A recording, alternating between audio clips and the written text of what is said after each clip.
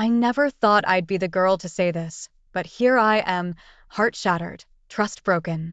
It's funny, isn't it? How one moment can turn your entire world upside down. That moment for me, finding those videos. God, even thinking about it makes my stomach twist. I was at Lara's, my supposed best friend since forever, celebrating her brother's 22nd birthday. The house was buzzing with people, laughter echoing off the walls, drinks flowing like there was no tomorrow. And me? I was floating through it all, tipsy and carefree, until I wasn't. Laura had disappeared outside, mingling or whatever, and I decided it was selfie time. Her phone was lying around, and we always shared everything, so I didn't even hesitate. A few goofy shots later, I had this brilliant idea to send them to myself, for memories. That's when everything changed. Typing in my name, I paused. Ethan's name popped up just below mine. Why? Why would my boyfriend and my best friend be texting? Curiosity morphed into suspicion, morphed into action. I clicked on his name, my heart racing, and that's when I saw them. For videos, thumbnails glaring back at me with a story I wasn't prepared to read. The first video was enough to burn every memory of us to ashes. Ethan, blindfolded, and Laura, very much not, in a way that screamed betrayal. They were intimate, to put it mildly. Each video escalated, their actions a stark contrast to the love and trust one thought we shared. I felt like I was outside my body, watching someone else's life implode. The room spun, my heart pounded, and I had to get out. I couldn't breathe, couldn't think. I left the party without a word to anyone, especially not Laura. Ethan's been calling, voicemails piling up with him crying, begging for a chance to explain. But what's there to explain? The videos spoke volumes, volumes of lies and deceit. And Laura? She's been radio silent. Guilt, maybe? Or just indifference? Hard to tell with the backstabber. Now, I'm here, sitting in my room, replaying that night over and over. The betrayal by the two people I trusted most has left me reeling, unsure of how to move forward or if I even want to confront them. Part of me wants to scream, to make them feel a fraction of this pain, but another part wonders if silence is the best revenge. What do you do when your world crumbles? When the two people you loved and trusted the most leave you questioning everything? I guess I'm about to find out. The night was supposed to be simple. Can you give Laura a ride home? I asked Ethan, my voice muffled by the phone and the sounds of the bustling cafe where I worked. It was just a favor, nothing more. Ethan, always the charmer, agreed without a second thought. Of course, babe, no problem at all, he assured me, his voice a smooth balm to my frazzled nerves. Little did I know, that ride would mark the beginning of the end. I was pulling an all-nighter at the cafe, the kind of shift that leaves you questioning your life choices. Meanwhile, Laura was out, living it up at a graduation party. She'd been my rock since we were kids, but that night, she became something else entirely. When I finally got a break, my phone lit up with a message from Ethan. Lara's home safe. Heading back to our place now. Relief washed over me, quickly followed by exhaustion. I trusted Ethan implicitly, and Laura was like the sister I never had. It never crossed my mind to doubt either of them. But then, things started to shift. Lara's texts became more frequent, her questions about Ethan more pointed. How's Ethan doing? He's such a sweetheart for giving me a ride. Her words, innocent on the surface, began to carry a weight that I couldn't shake off. And Ethan? He just laughed it off, his usual easygoing self, oblivious to the storm brewing on the horizon. The first seeds of doubt were planted the next time we all hung out together. Laura, who was always more jeans and a t-shirt than anything else, showed up in a dress that left little to the imagination. She clung to Ethan's every word, laughing a little too loudly at his jokes, her eyes lingering on him a little too long. It was subtle, but undeniable. Something had shifted in the dynamics of our trio, and I found myself on the outside looking in. I tried to brush it off, to convince myself that I was reading too much into it. After all, they were just being friendly, right? But the nagging feeling in the pit of my stomach wouldn't go away. It was like watching a car crash in slow motion. You know what's coming, but you're powerless to stop it. Ethan? I found myself asking one night, the words slipping out before I could think better of it. Is everything okay with you and Laura? His response was immediate, a perfect blend of confusion and concern. Of course, babe. Why wouldn't it be? He pulled me close, his embrace meant to reassure, but the seeds of doubt had already taken root, growing with every passing day. As I lay in his arms that night, the silence between us spoke volumes.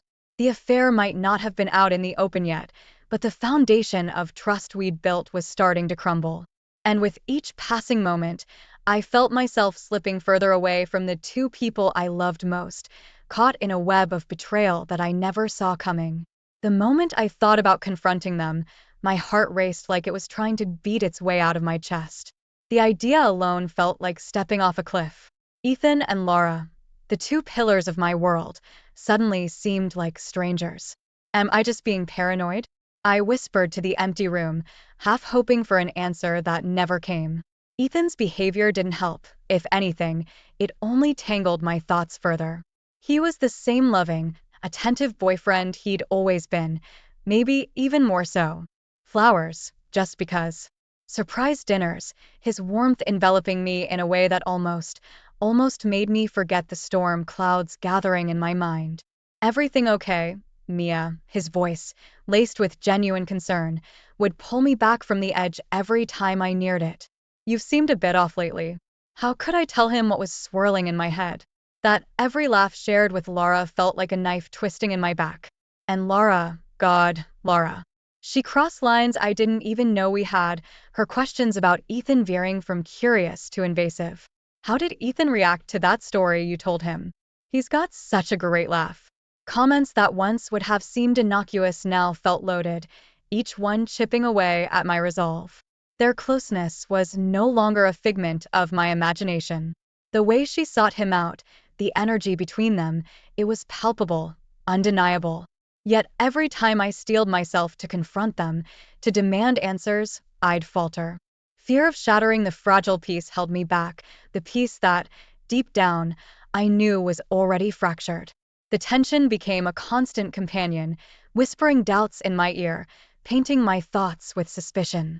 Mia, you're just overthinking things, I'd tell myself, trying to brush away the unease that clung to me like a second skin. But the harder I tried to ignore it, the louder it became. One evening, as I watched Ethan and Laura laughing together over something trivial, something inside me snapped. The laughter wasn't for me.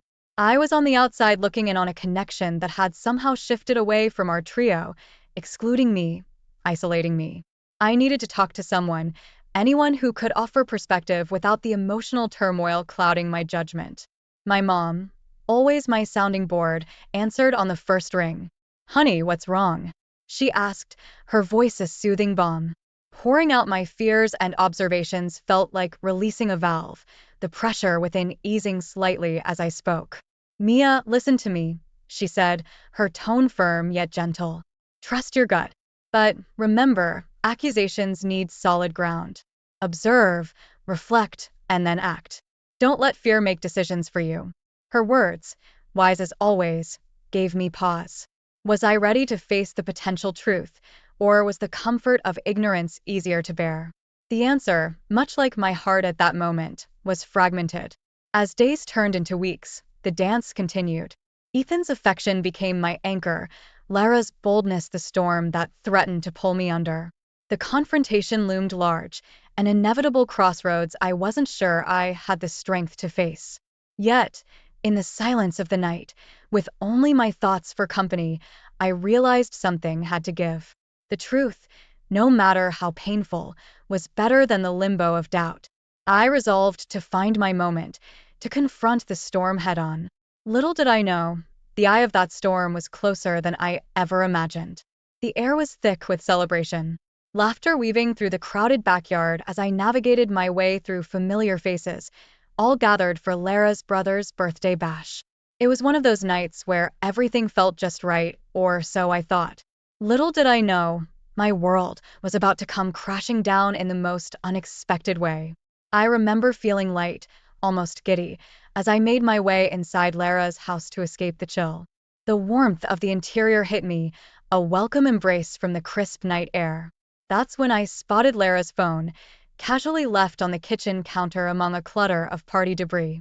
A harmless idea struck me: why not take a few drunken selfies for laughs? We did it all the time, a silly tradition that never seemed to grow old. Flicking through the camera roll to find my latest series of goofy faces, I noticed the messaging app open in the background. An innocent glance turned into a curious peek, and that's when I saw Ethan's name, popping up in a way it had no right to. My heartbeat accelerated, a mix of confusion and a creeping dread taking hold as I tapped on his name, driven by a force I couldn't resist. The screen loaded, and suddenly, I wasn't in Lara's kitchen anymore. I was somewhere far off, a place where trust and love went to die. Videos, 4 of them, each a knife twisting deeper into my heart. My fingers trembled as I pressed play, each second unraveling the life I thought I knew. The first video was a blow I couldn't have prepared for. Ethan, my Ethan, with Lara in a way he was only supposed to be with me.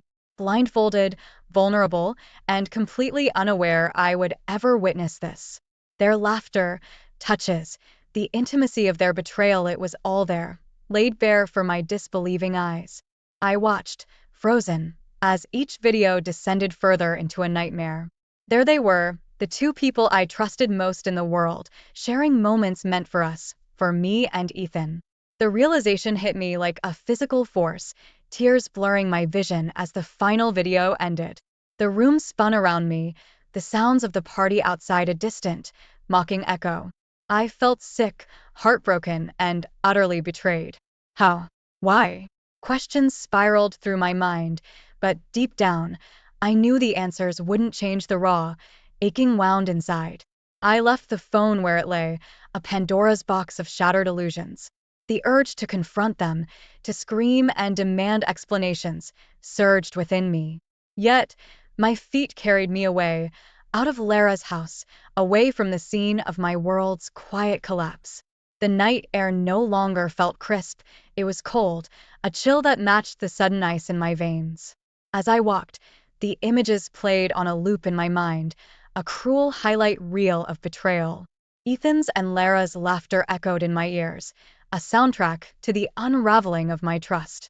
I knew then, nothing would ever be the same. The unexpected twist in my story wasn't just a revelation, it was a turning point, a moment that redefined everything I thought I knew about love, friendship, and trust. The moment I stepped out of Lara's house, the cool night air felt like a slap to my face, a harsh contrast to the storm of emotions raging inside me. My phone buzzed incessantly, a relentless reminder of the reality I was desperately trying to escape. It was Ethan, of course. His name lit up my screen over and over, each call a stab of betrayal. I didn't need to hear his voice to know what he would say. The apologies, the explanations, the desperate pleas for understanding, they were all meaningless. How could words undo what I had seen? How could they stitch back together the trust that had been so carelessly ripped apart? I took a deep breath, the decision crystallizing in my mind with a cold, hard finality. Blocking them was almost cathartic, each button press a step towards severing the ties that bound me to the pain.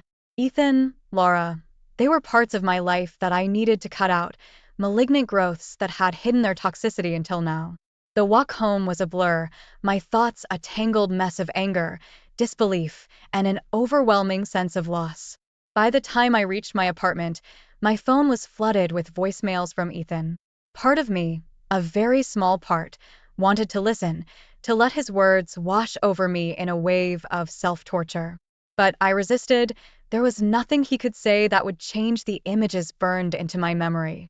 Ethan again, I muttered to myself, deleting another voicemail unheard. His desperation was palpable, even through the digital distance I had put between us. Mia, please, just let me explain. It's not what it looks like. I swear to you, I didn't know she was filming. Please, babe, we need to talk about this. His words, even unheard, were like echoes in my mind. Could it be true? Did it even matter? The betrayal wasn't just in the act caught on camera, it was in the lies, the secrecy, and the fact that it happened at all.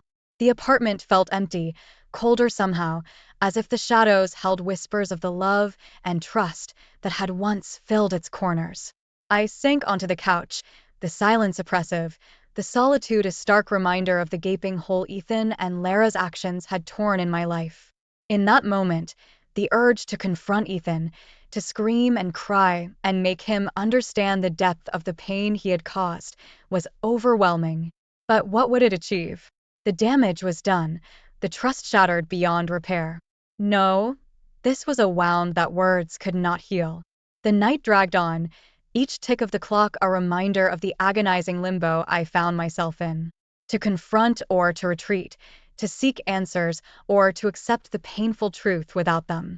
These were questions I couldn't answer, not yet. For now, the only thing I could do was navigate the immediate aftermath of the betrayal, one agonizing step at a time.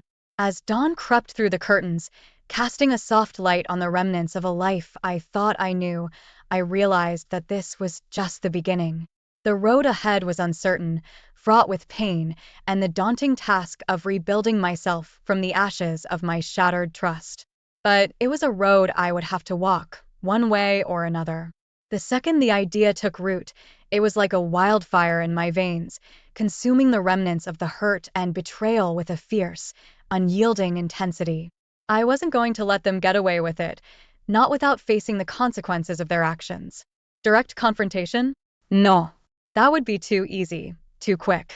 They deserved more. They deserved to feel a fraction of the pain they'd inflicted on me. I spent the night plotting, my mind racing with possibilities until it clicked, the perfect form of revenge. Exposing them, letting everyone see them for who they really were, felt like the only way to strip them of the facade they'd so carefully constructed. The videos were damning evidence, impossible to deny or explain away. I worked methodically, my actions fueled by a cold, detached resolve.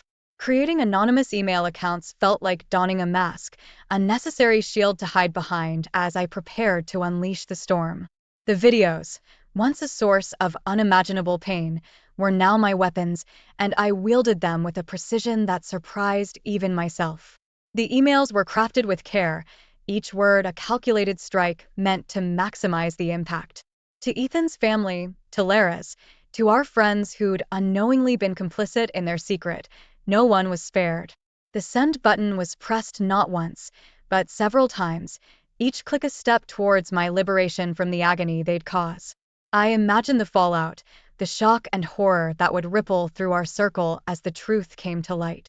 There would be no place for them to hide, no shadows deep enough to conceal the depth of their betrayal. Ethan and Laura, exposed for all to see, their perfect images shattered beyond repair. As the reality of what I'd done began to sink in, a twisted satisfaction took hold. It wasn't joy, far from it, but it was a start, a small flicker of power in the vast darkness they'd left me in. I waited, the silence of the early hours a stark contrast to the chaos I knew was unfolding in the digital realm. My phone remained silent, a testament to the anonymity of my revenge. Yet, I could almost hear the whispers, the shocked gasps, and the inevitable fallout. Ethan and Laura, once inseparable, would now be united in disgrace, their betrayal laid bare for all to see. This wasn't forgiveness, nor was it a path to healing. But in that moment, it was enough. Enough to give me a sense of control, a brief respite from the crushing weight of my shattered trust. As dawn broke, casting a soft light on the remnants of my old life, I knew that nothing would ever be the same. But maybe, just maybe, I could start to rebuild, piece by fragile piece, in the aftermath of the storm I'd unleashed. The silence of the morning after was deafening, each tick of the clock a heavy, echoing reminder of the storm I had unleashed. The night before, my fingers had danced across my phone with a single-minded purpose, sending those videos into the digital ether. It was a calculated move, cold and precise, aimed at exposing the betrayal that had torn my world apart. Now, as dawn broke, the reality of what I had done began to settle in, heavy and inescapable. My phone buzzed relentlessly, a constant barrage of messages and notifications. The digital world was ablaze with the scandal I had ignited. Ethan and Laura, once pillars of my life, were now the epicenter of a social earthquake, their reputations crumbling under the weight of their actions. I had envisioned this moment, played it over in my mind as a scene of triumphant justice. But as I scrolled through the messages, the expected surge of satisfaction eluded me. Instead, a hollow emptiness gnawed at my insides, a realization that no amount of revenge could undo the pain or fill the void left by their betrayal. The opportunity for confrontation came unexpectedly at a gathering of mutual friends. The room was thick with tension, whispers darting through the air like arrows, each glance heavy with unspoken words. Ethan and Laura stood together, isolated, their eyes searching the room until they found mine. The moment was charged, a crackling anticipation of the inevitable clash. Ethan stepped forward, his face a mask of regret. "Mia, please, can we talk?" His voice was low, tinged with a desperation that might have once moved me. Laura stood by his side, her eyes downcast, a silent plea hanging between us. The words I had rehearsed for so long suddenly felt hollow.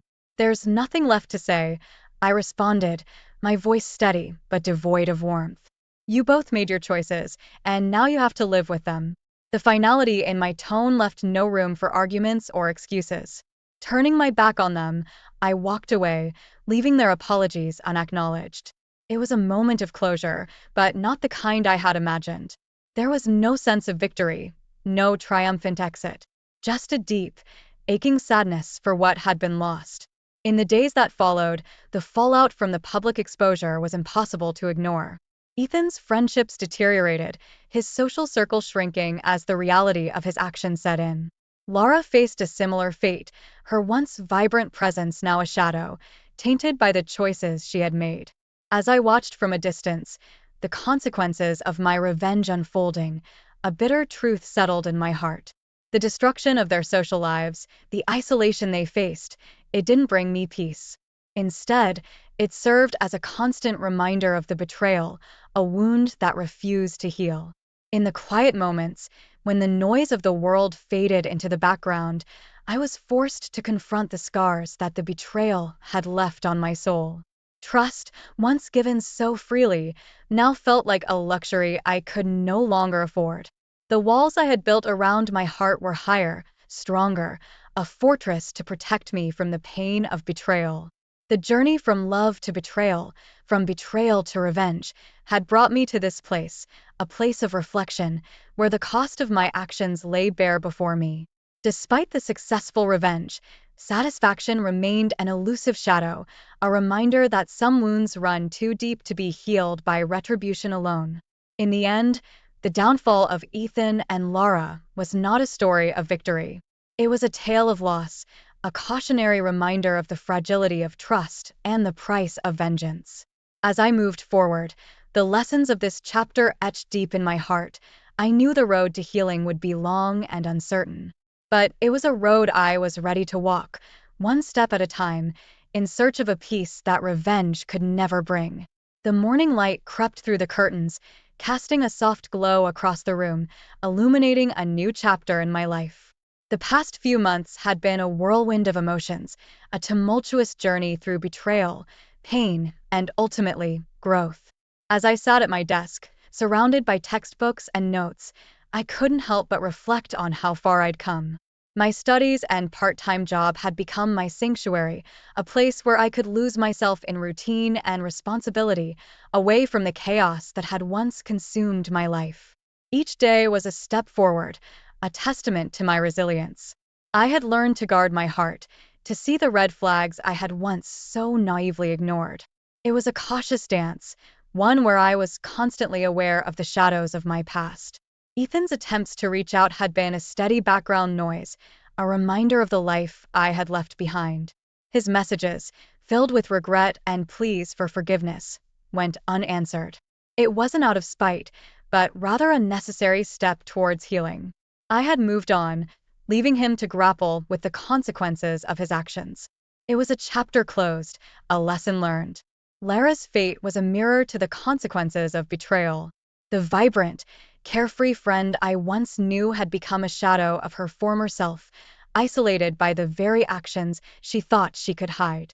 The backlash was swift, a social exile that left her grappling with guilt and loneliness.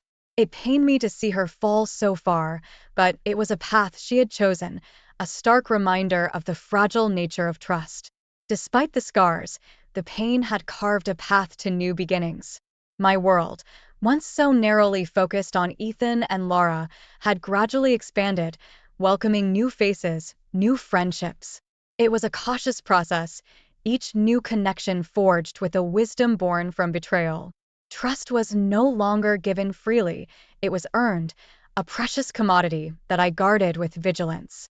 The final lesson, the silver lining in the stormy clouds of my past, was a profound understanding of my worth. Betrayal, while a bitter pill to swallow, had taught me the value of self-respect, the importance of setting boundaries, and the necessity of walking away from those who no longer served my best interests. It was a painful journey, but one that had ultimately led me to a place of strength and empowerment. As I turned my attention back to my studies, the noise of the world outside fading into a distant hum, I realized that the betrayal, though a defining moment, was no longer the anchor it had once been. It was a part of my story, but not the entirety of it.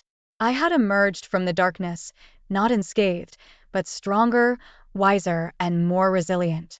The road ahead was uncertain, filled with its own challenges and triumphs, but I faced it with a newfound confidence. The lessons of the past, while hard-earned, had equipped me with the tools to navigate the complexities of life with grace and determination. Betrayal had broken me, but in its wake, I had discovered an unshakable sense of self, a compass by which to steer my future. And so, with a deep breath, I embraced the day, ready for whatever lay ahead, secure in the knowledge that I was no longer the person I had once been. I was stronger, wiser, and infinitely more capable of facing the world on my own terms. The final lesson had been learned, and with it, I met my wife through coworkers one year after I got the job. I was 24 and she was 23. We fell for each other right away and maintained good rapport with everyone in the office through years of our relationship. We got married and had 2 kids. After our kids were born, my wife started working from home. When they left for college, I planned on starting a new hobby with my wife. We were still in the midst of deciding what to do when her lies became revealed. I arrived home from work late again on one particularly horrible day, exhausted because I had to endure a painfully awkward budget meeting involving a coworker that fancies me. She asked me more questions than anyone else during the meeting, and the way she looked at me as she spoke made everyone else in the room wonder what her intentions were. However, I was a married man that loved his wife dearly and respected the laws of marriage. So, even when this woman entered my office to properly ask me out on a date, I kindly declined and showed her my wedding ring. She was surprised and apologized, claiming that she didn't notice my ring before. She said she was going through a divorce herself with someone else in the office. She invited me to call her if I ever felt like getting out of the house for a few hours. Fast forward a few months from that day to the day I arrived home from the meeting where she was clearly still attempting to get my attention. I walked straight up the stairs to our bedroom like I always do, pushing the door open to find my wife having sex with a man from my office. I involuntarily screamed, which made my wife start yelling in alarm and sent the intruder flying out of our house. Hardly thinking about it, I heaved my briefcase at his head, hitting him repeatedly with it as he scrambled to get off my wife.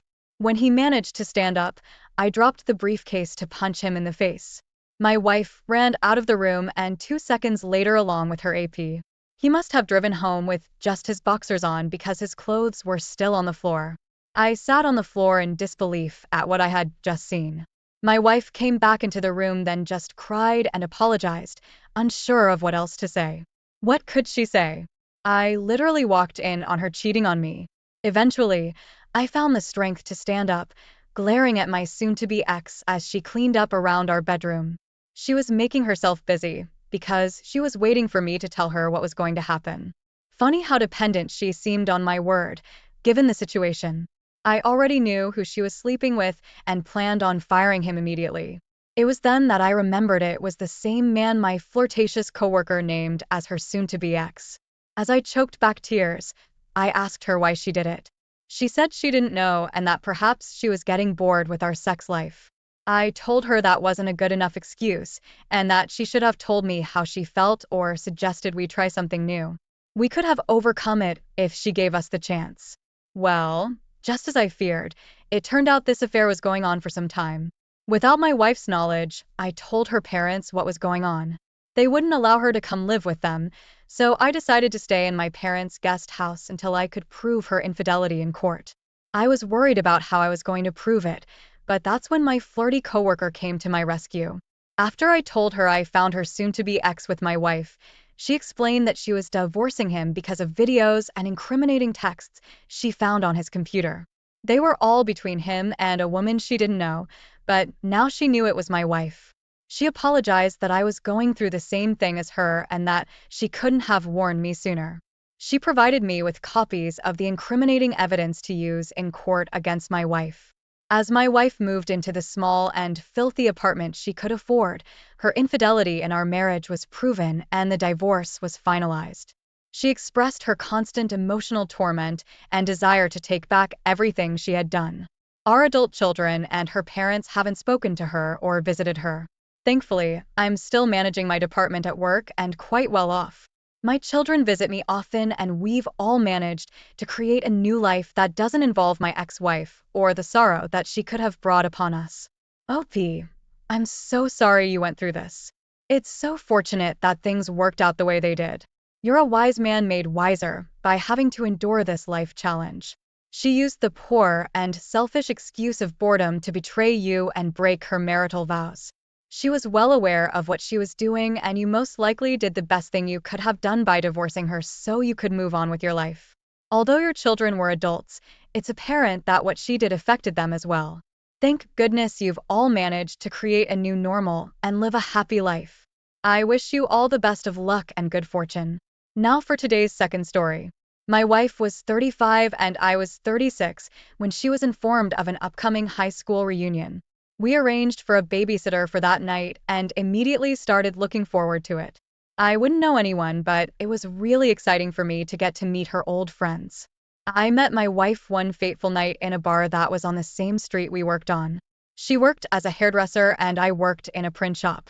The first thing I noticed was how beautiful her hair was. Then I saw her eyes and I knew she was going to be a fascination of mine for an unimaginable length of time.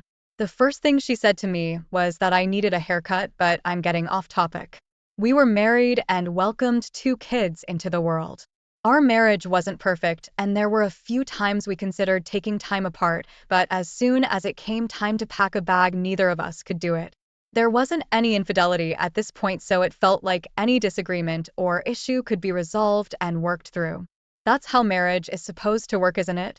Our kids had a good childhood and never had to hear loud arguments. They were 13 and 16 when we started planning to attend her high school reunion.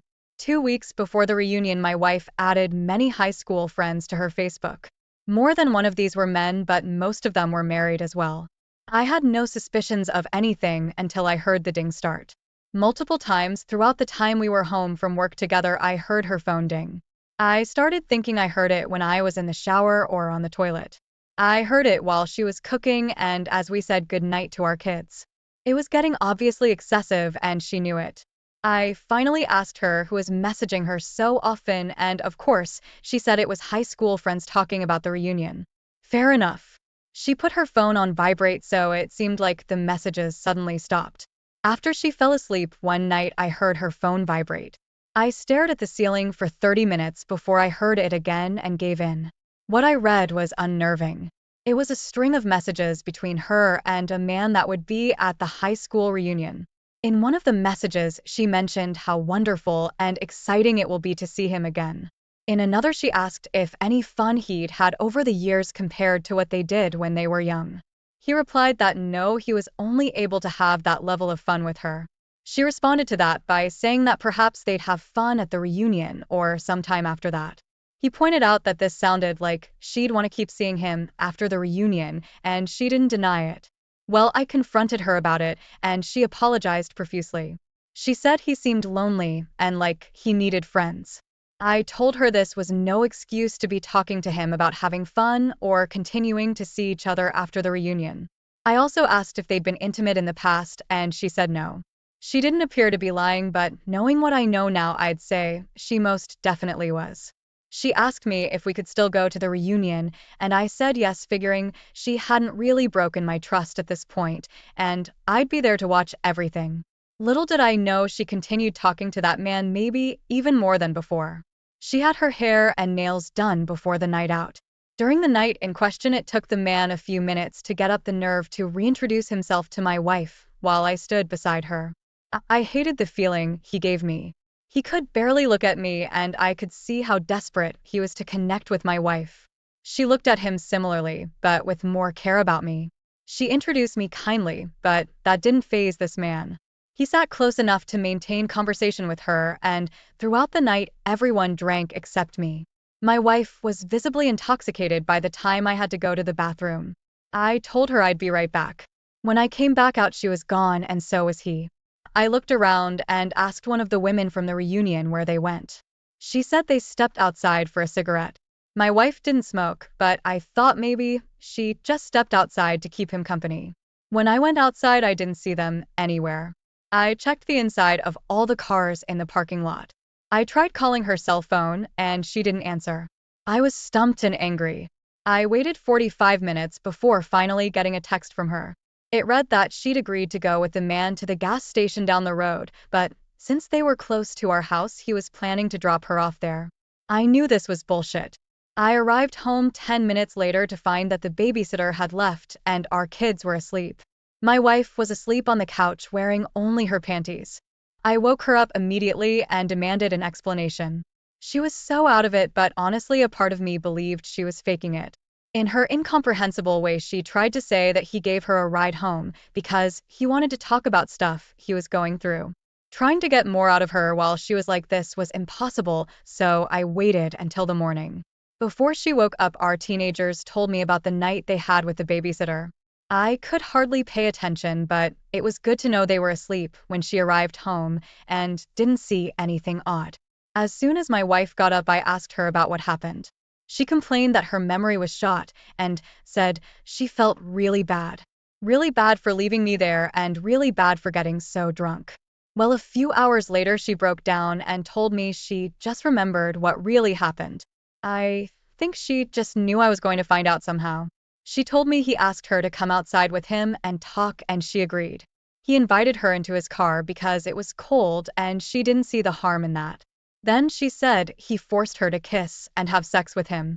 She was crying, but I swore it was because she was caught. I told her to let me check her phone, and she tried to refuse and make excuses. I grabbed it from her and locked myself in the bathroom. Lo and behold, she had time to text the man and say what they did was a mistake. But before that, days before the reunion, messages proved they planned to sneak away at some point, have sex, and even considered the possibility of her spending the night at his house. This was it. Our marriage was over. When I opened the bathroom door, she was ghostly white and staring at me as if her life depended on it.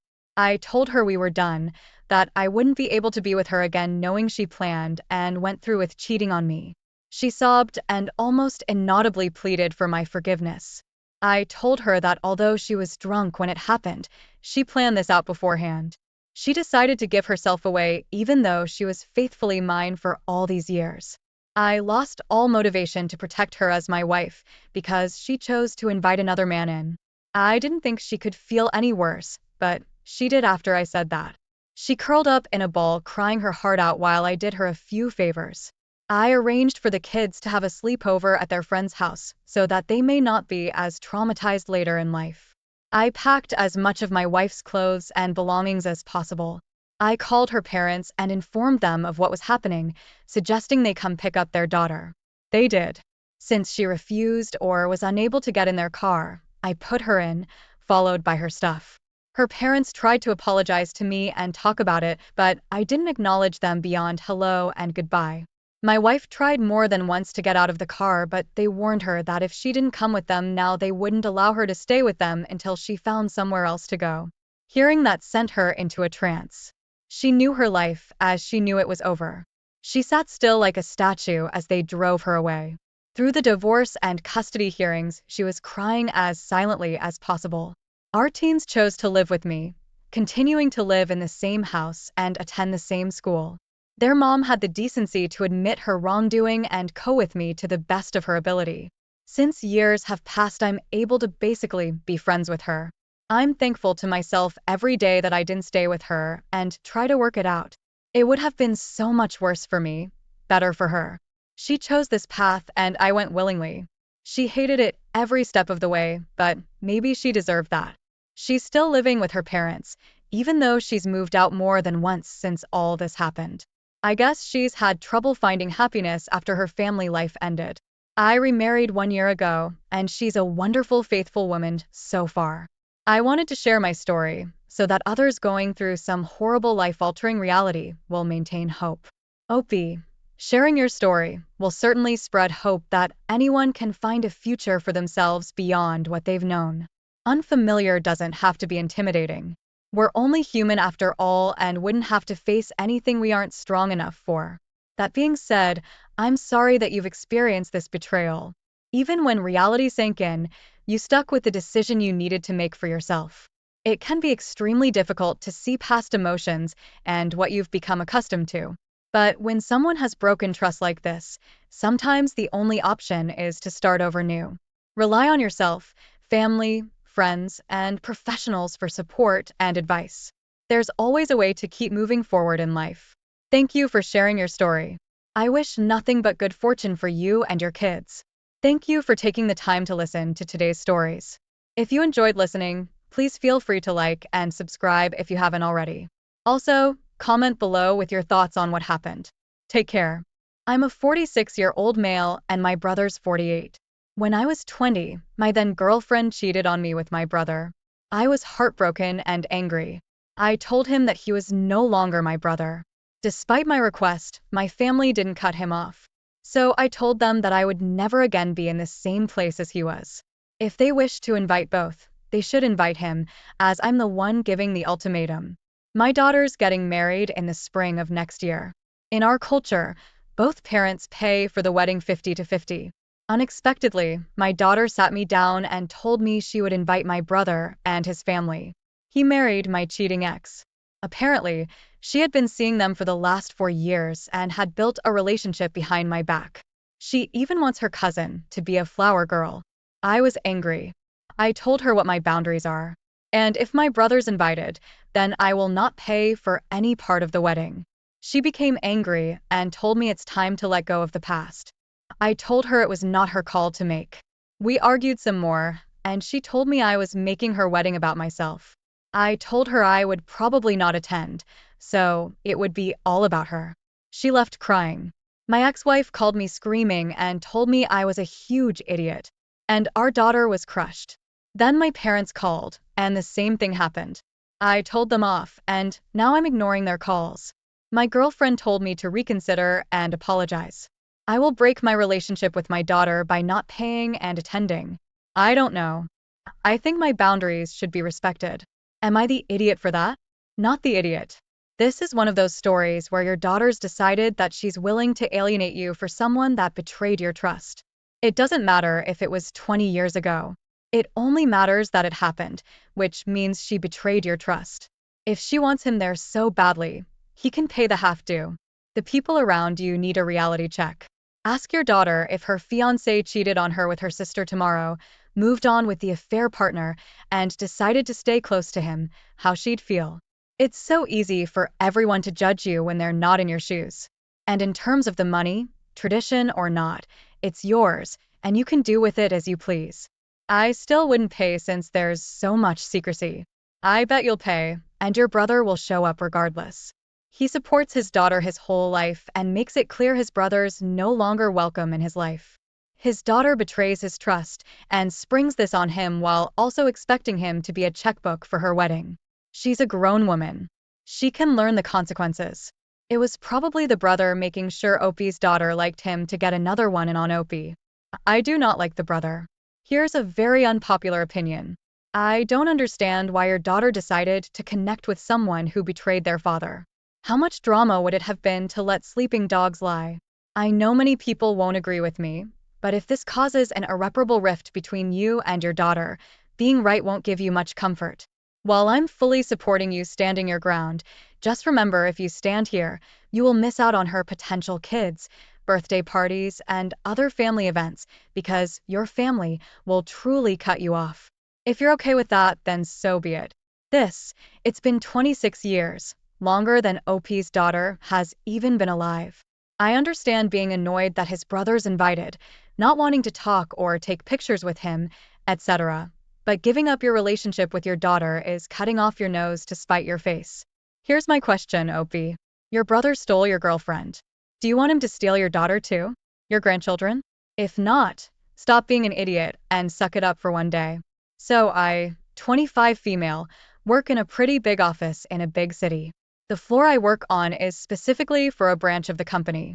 So there are only a dozen or so people on that floor. I bring my lunch every day because I usually don't have time to get up and get food for myself. One of my favorite foods is strawberries, and I always eat them.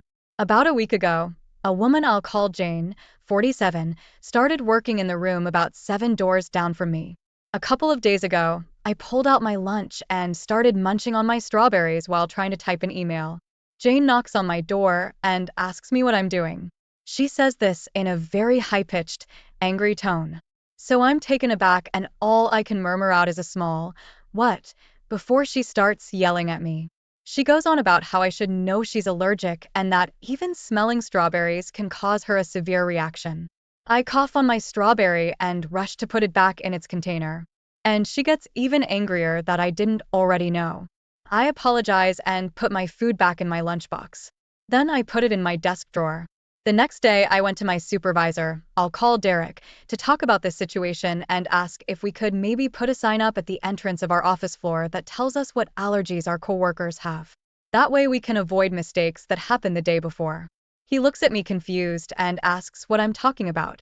I explain what had happened the day before, and he sighed and explained to me that Jane had no proven documentation about her allergy and didn't put any allergies on the employee information sheet when she was employed. I sigh with relief and ask if it's okay for me to bring my strawberries the next day. And he says it's perfectly fine. So the next day I brought my strawberries and Jane goes off on me as I open my lunch and claims I'm trying to kill her. She says this loud enough that all of my other coworkers gather around my door to see what's going on. Jane storms out and about half my coworkers tell me I'm an idiot for doing that to her and walk out with her. The other half sits there and tells me it's fine and that she did the same thing to them but with different foods. Exemple, carrots, beans, avocado, etc. I'm getting a lot of angry emails calling me an idiot and I feel horrible. But some of my coworkers are saying I did nothing wrong. Am I the idiot? Your boss cleared you and stated that she didn't write them down or provide documentation. If she would die from the smell, she'd be dead already upon entering your office. Not the idiot. Enjoy your fruits. Next time she comes in, tell her to take it up with the supervisor or HR. You inquired and were cleared to eat them at the office. She smells strawberries from 7 doors down and then proceeds to walk closer to the smell that could kill her to tell you the smell could kill her. She's a moron, but it seems like she's lying based on all the other food weirdness. If she's done this to other coworkers about other foods, I'm willing to bet she either just doesn't like the smell or she likes the drama and attention. There's no allergy involved. Anytime you need an accommodation at work for your health, you must provide documentation.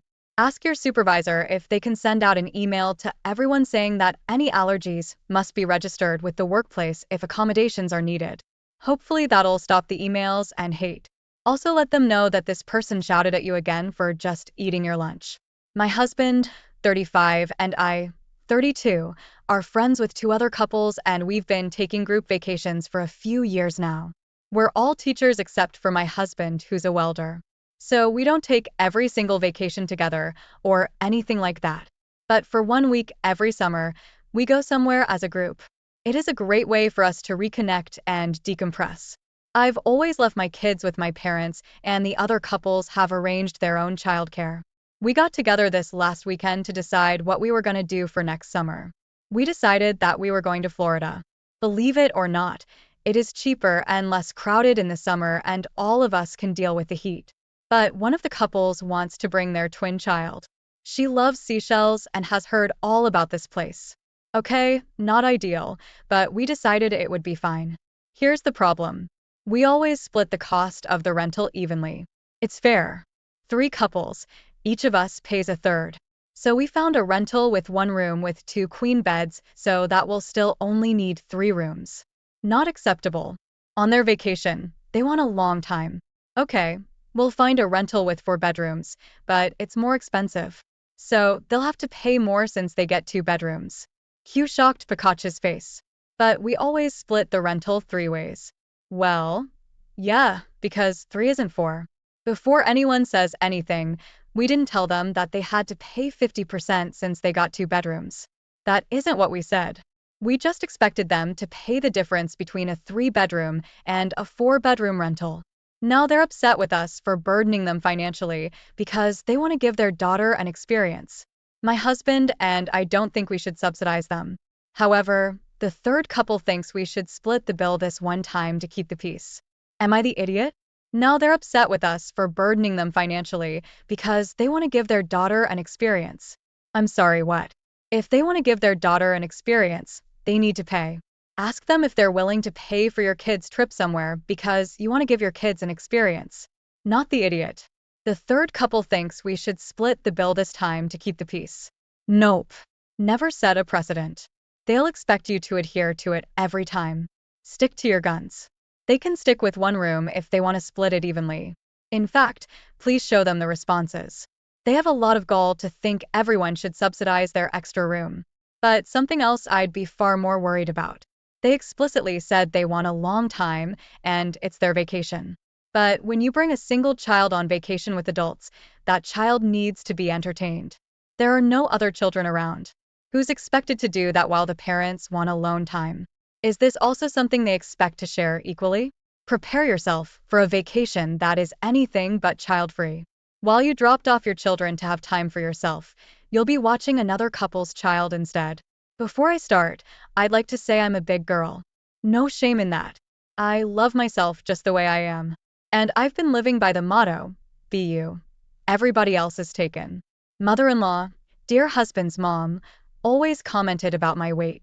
Since I got pregnant, she started making more comments while low-key shaming me for what I eat. Whenever I visited, she'd give me a smaller plate, portion, cup, even spoons. She always buys me small-size clothes even though I'm in my second trimester and those clothes don't fit. My sister-in-law decided to throw me a baby shower after my husband denied it when my sister offered to throw me one.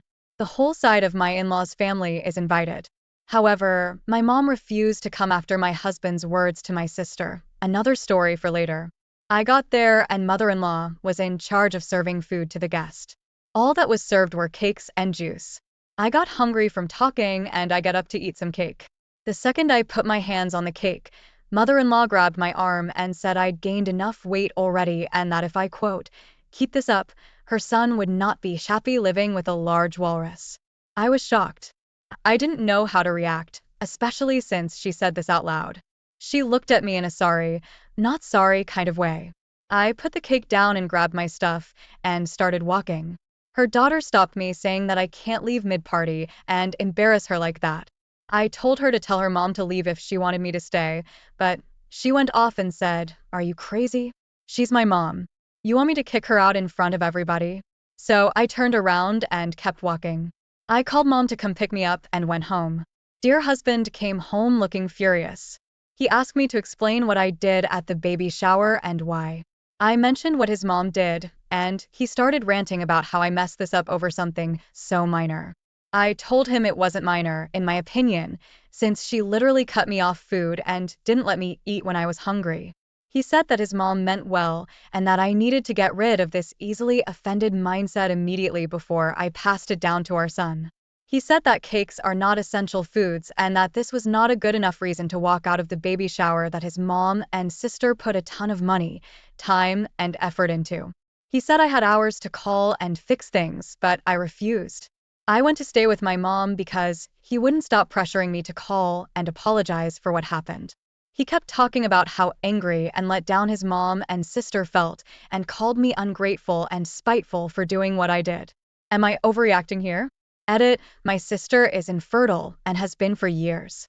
My husband claimed that she's become obsessed with the baby simply because she bought me stuff for the baby as gifts and wanted to throw me a baby shower. My sister is a great person, and I have no doubt that she only did all that just because of how great she is and will be as an aunt. My husband kept insisting there was something wrong with her, which led to a fight between them, and he called her a possessive witch. My mom kicked him out and my sister cut contact with him. The issue got worse with my brother-in-law, her husband, arguing with my husband, not the idiot. So your own sister wasn't allowed to throw you a baby shower, which then caused your mom not to attend. Instead, your husband allows his sister to throw one where your mother-in-law bullied you. Are he and his family trying to control you, isolate you from your family? Opie needs to be careful because that's exactly how it sounds. Please take cautions, Opie. Your situation with these people sounds extremely toxic and dangerous. Don't let your dear husband manipulate you into isolation from your family because that's exactly what he's attempting to do. This is not a man you want to raise a child with. Agree. Any man that would allow his mother to verbally abuse and deny his wife food and then gaslight and berate his wife for standing up for herself is a massively abusive idiot. This is divorce territory now. Stay somewhere safe. Better yet, make him leave the house while divorce proceedings happen. If I were you, I would get the heck out. You have excellent self-love. Don't let them take that away from you, and protect your child from those people. Heaven forbid he gets a little chubby as he grows up, because then he'll be made to feel like he's less too. But he won't have built up the thick skin it takes to deal with them as you have. And what it does to him could be much worse. I grew up being called fat by my mother and developed a disorder that I still struggle with today. I'm nearly adult female, would rather live with my dad. But for school reasons, it's just a lot more convenient for everyone for me to live with my mom during the week. So mostly I'm here to humor my dad. My mom did some stuff during the divorce that I think was crappy. So I don't really like her very much now, but I've been trying to just keep things civil until I graduate. She married a guy with 2 kids, tween male, younger tween female, at lightning speed after the divorce. And the whole merging families thing isn't going well. His kids hate her. I feel somewhat neutral about him and wanna be left alone. And the step-siblings and I are okay, but mostly they do their own thing and I do mine. And it's not the happy blended family my mom wanted. And she keeps trying to force it and making it worse. Her husband goes along with her. So basically nobody is happy in that house. I kinda exploded the hornet's nest this last weekend because I lost my cool about something my mom has been pushing for a while about the step family. She insists on calling my stepdad, my dad, and the kids, my siblings, and gets frustrated that I won't call them that. They're not. I have a dad and I didn't grow up with these kids. I'm not gonna pretend. I finally got tired of it. So, when we ran into some of my mom's and stepdad's friends last weekend and he introduced me as his daughter, I said, "I'm not your daughter." My mom tried to laugh it off, but the friends looked uncomfortable. And she got mad at me in the car and told me I needed to get with the program and stop being the jerk about this. I told her that he wasn't my dad. The kids aren't my siblings. And if she didn't get with my program, she could choose not to be my mom the minute I turned 18. Big argument. They tried to take my car keys as punishment. And when I told my dad, since the car was in his name, he called and said that they give him or me the keys immediately, or he'd get the police involved. So my mom has been crying and saying I'm an idiot. Stepdad agrees. My stepbrother said he thought it was the best and I'm right. My grandparents came over and tried to talk me into apologizing and going along with things. My dad says they pushed me too much and got what they earned, but I probably should have just left it alone in the car. I don't think it was wrong, but I don't know if I was an idiot. Not the idiot. You're already trying to be civil with the stepdad and step-siblings. You have a dad involved in your life. And it seems you've clearly expressed that you're uncomfortable calling them dad or your siblings. So they shouldn't be forcing you to call them that or introducing you that way. A selfish woman breaks up her family and tries to make a new one and then acts surprised when not everyone she betrayed is playing along. Too bad. Your mom could have acted less like a selfish, Impulsive nitwit, and none of you would be in this situation. Plus, one of the stepsibs agreed. The one is old enough to see for sure what's happening. You can't force a blend. It must happen on its own. Is your dad dating or married? Ask your mom if she wants you to replace her with the next person he gets involved with because he wants to make a happy blended family. Is she really okay hearing you call someone else mom because your dad likes sleeping with her? Mom is being a selfish idiot as a stepdad for